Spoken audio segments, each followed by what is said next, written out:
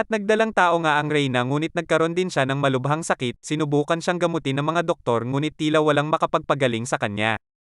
Oh, huwag kang mag-alala mahal ko, gagaling ka din manalig lang tayo sa Diyos at hawag bibitaw isisilang na natin ang matagal na nating hinihintay. Oo mahal ko, umaasa din ako sa aking paggaling, biniyayaan tayo ng Panginoon, wala tayong dapat ikabahala. At dumating nga ang tagsibol, na mukadkad ang mga bulaklak na tila sinasalubong ang paparating na sanggol. Ngunit sa paglipas ng mga araw, lalong lumubha ang sakit ng mahal na Reyna.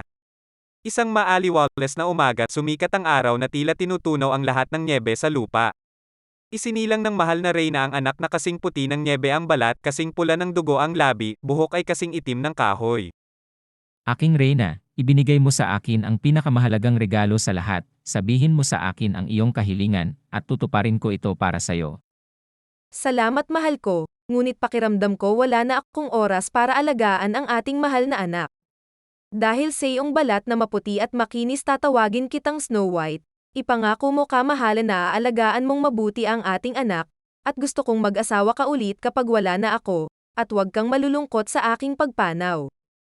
Alagaan ko siya kahit anong mangyari pangako yan mahal ko.